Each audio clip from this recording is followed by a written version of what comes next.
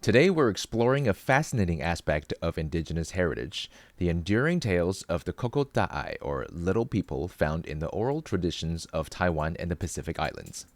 These stories, passed down through the generations, have sparked intrigue and debate among scholars. Are they purely mythological, or do they hold deeper cultural or historical truths? I'm your host, Joey Chou, and this is Beyond the Reefs.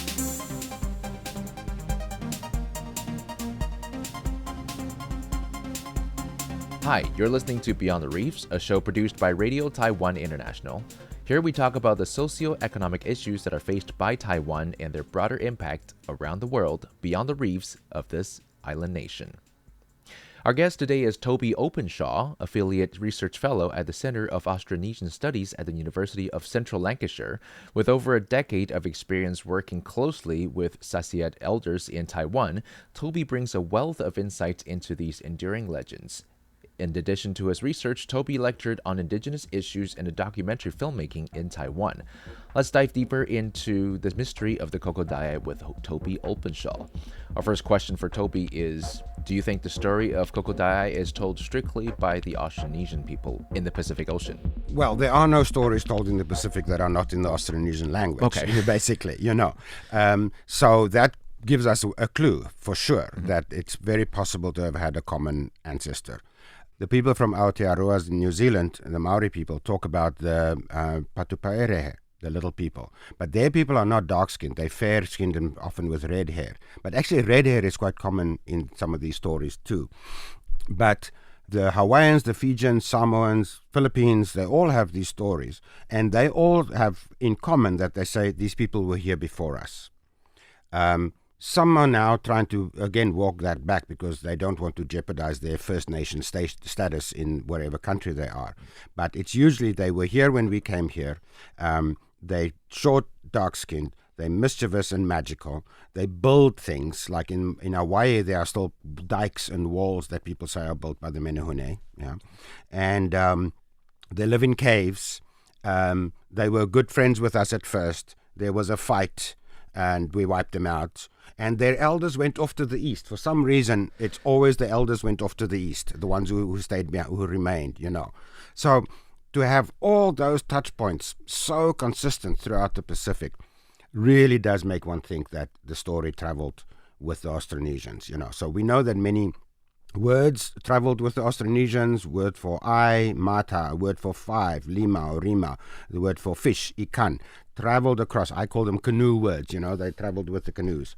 And so I think it is extremely likely that they traveled with the people. They became adapted to local conditions over 1,000 years or more. But there's no proof for that. And of course, that will be completely out the door if they find the remains of little people in Fiji or something, Yeah. But we are reasonably confident that there were no human habitation on the mid-Pacific islands before the Austronesians arrived there. Nobody's ever suggested that the Koko Ta'ay got in their boats and went off somewhere. Oh, okay. All right. So this is always on land. So in Ufong, Hsinchu County, they went towards Ilan. That's what they say. Now, the skull that we found was down in Shaoma near between Hualien and Taidong. So that's quite far south.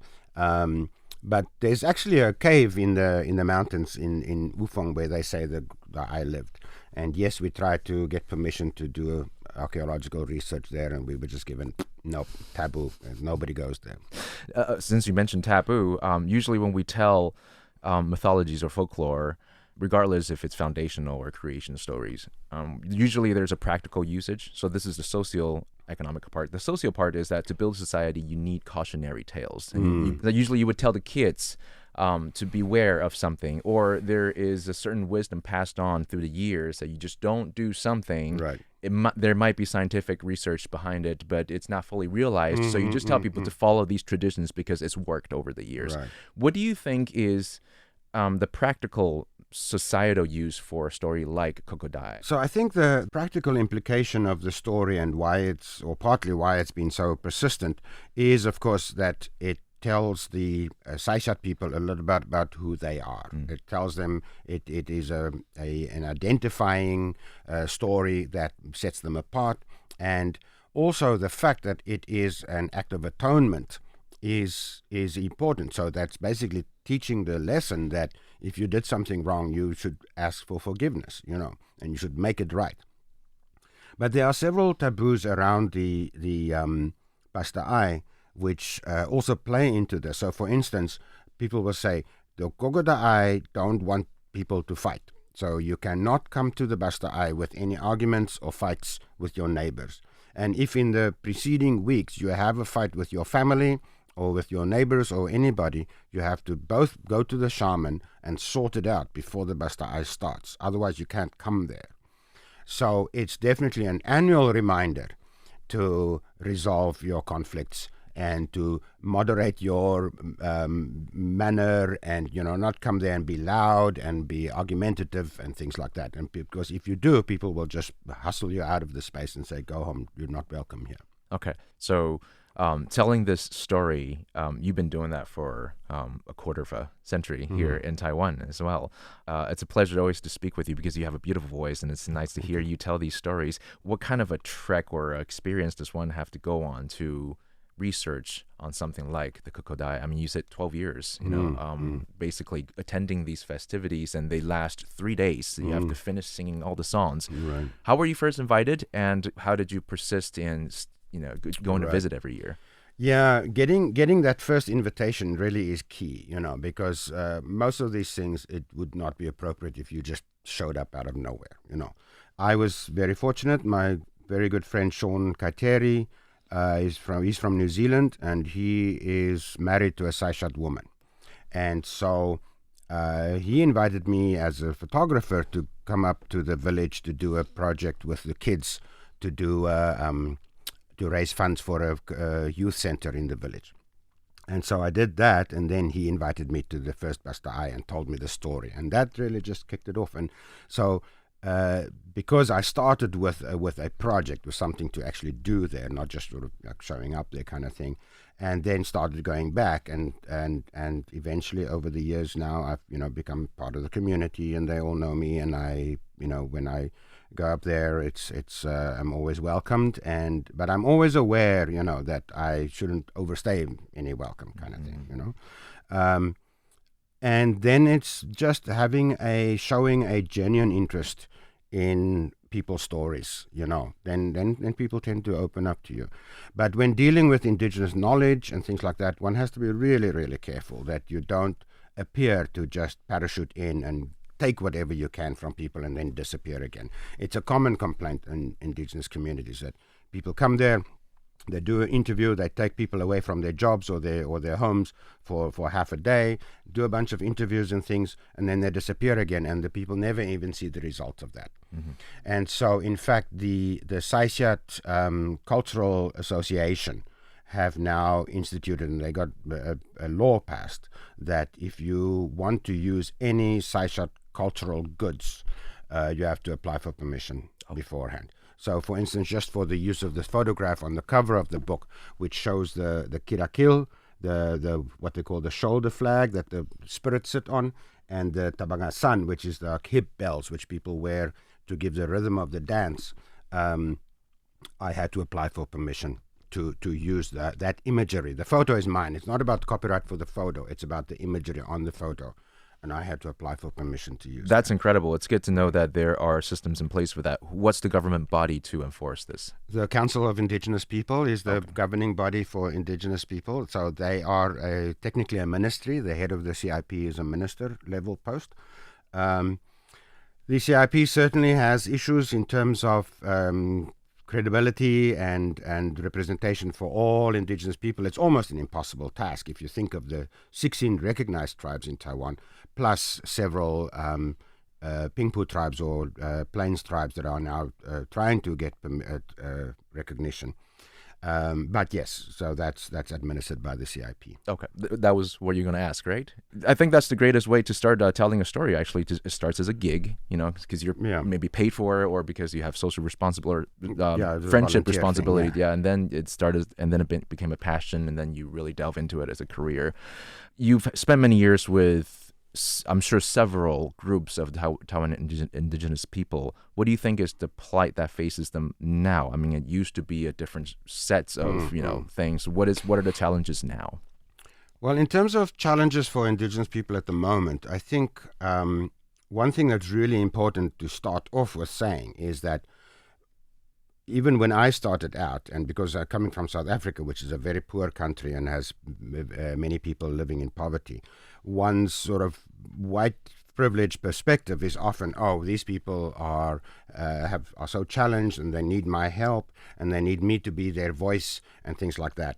And perhaps it was true in the earlier years, but more and more recently I realized that I should shut up and let these people talk for themselves.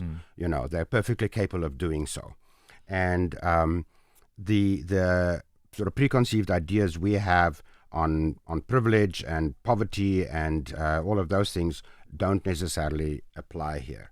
So I think that the most important thing for us is to recognize that there are indigenous people in Taiwan, because trust me, there are many people who don't actually really fully grasp that. We have to recognize that there are people with agency and with a fully developed worldview that may be different from ours. We have to accept that they view the world in different ways. And then we can look at in terms of their challenges. So mostly the issues that are going on right now are language rights and language preservation or language revitalization. So for instance, the Saishat people say, if our language dies out, we won't be able to speak to the Koko Ta'ay anymore, because the Koko Ta'ay do not understand Mandarin. And so we have to get our we have to get our young people to learn the language so that there can be a continuation. And so my friend Sean's daughter, Coraine, is really becoming a youth ambassador, and she's learning the language, learning the songs, and everybody's looking. The shaman, took her aside and told her, "You are our hope," So language revitalization is a big issue for them. Land rights, of course, is also a big issue. And land rights is really, really hard to deal with, because you can say, well, I'm indigenous and our indigenous people owned all of Taiwan before the colonials arrived here, so we want all of it back. And there are some who actually say that. But now it's clearly not tenable. It's not going to happen. But at the very least, things like the national parks and so on, which used to be traditional land and then was closed off, and people had to apply for a permit to go there. So people were saying, why do I have to apply for a permit to go to my ancestral land, And so that has been changing. So the CIP, after 2016, President Tsai made an apology to the indigenous people. And she then empowered the Council for Indigenous People to promote indigenous rights and so on. So now people can go into the mountain by them without a permit. They can hunt for own use, which is hunting rights is another big issue here. Nobody else, no Taiwanese may own a firearm or hunt. They may gather plants and so on, but it's all for own use and so on. But there's no way that the government is just going to give land back, because who do you give it back to, kind of thing, So language, culture, land, I would say is the big issue. And then, of course, the plains indigenous people like the Saraya, who are now fighting for recognition as indigenous people, also brings up a whole, can of worms, because they have been so assimilated during the colonial periods. The people are worried. They say that basically more than 1 million people could claim that they have some Pingpu blood, and obviously that would completely blow the current balance of power out of the water, because the current total indigenous population is less than 500,000, or around 500,000, I should say. And but the Saraya people are working very, very hard and trying to negotiate around that issue of getting recognized. And they've been given leave by the Supreme Court for their application, so they have gone through a few steps. The most interesting part of that for me was their language, because basically the Saraya language had died out. But a friend of mine, Christopher Joby, discovered a Bible in the in an archive in Antwerp in the Netherlands that was a translation of Dutch and Siraya. And so based on that, they've basically reconstructed the language. Interesting. Just from that Bible. From a different language, too. Is Siraya the group that was sort of chased out by colonial, they had to hide within another group of indigenous people? Is that the one that I'm thinking about? Is that the story? Everybody was chased in some direction by the colonial forces. But the Siraya people were basically down south, Anping, Tainan, and they were very much assimilated, as I said, on both counts, from the early Chinese settlers, then the Japanese, and then the latest wave of Chinese colonists. Yeah. Like you said, language is a big problem because not only is it key to pass on your culture to the next generation, but also Taiwan's government actually recognizes these groups based on the language. And if that's gone, and certainly we say 16 now, but I'm sure there are many more that can no longer trace their language, or at least be able to Romanize them in a way to document it. Do you see the same problem happening in anywhere else in the world that you've been or researched, as in this language problem? Right. No, language, threatened languages, endangered languages is a problem all over the world for indigenous people. That is one of their foundational problems. And as you say, it is because the language is such a integral part of their indigenous identity. I was recently shocked to find out that there's only about 1,000 speakers of Hawaiian left, and you would have thought that they would have had much better facilities there and so on to promote indigenous language learning.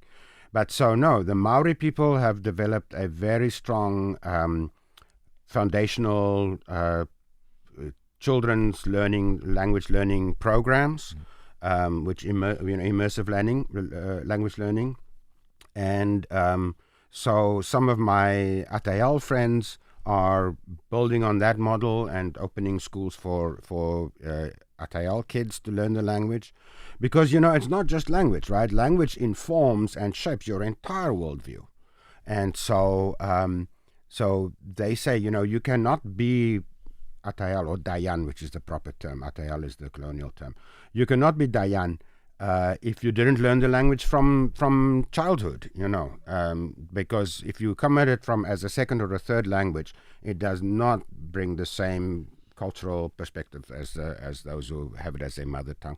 Yeah. Well, so what do you think the biggest problem? Because me being a completely layman's in this field, at least when I talk about the Maori, I know that language, their language, has at least been popularized in a way that if you play the biggest national sport in New Zealand and Australia, you know how to sing the Maori war cry before every game of rugby. Right. So do you think it's the popularization of indigenous languages that could save it eventually, and how do we do that? So a language is saved by its speakers. Yeah. And so if people are speaking it, then it will survive. And where are they speaking it is also really important, right? Are they speaking it only at home, which is one component and a very important component? But if they're only speaking it at home and never at work and never in other social environments, then they're only getting that part of the language worldview and everything, right? And so that's exactly what the Maori are doing at the moment, changing street names to te reo names, changing positions in government and things like that. And popularizing it so that it becomes less of a niche, So here, the kids are learning their indigenous languages in school. They have the right to a teacher in their native language if there's more like 3 kids in a school of one group. So then a teacher will come there once or twice a week and so on. But before it gets to the point where there's really substantial population of people speaking in daily life in that language, it will always be endangered. Okay. And that concludes our conversation. I guess the final takeaway is, if you know any indigenous languages, then speak them boldly and speak them often. And for the rest of us, what we can do is encourage our friends who do speak these languages to do so in order to retain this precious cultural gem. I'm Joey Chou, and this is Beyond the Reefs.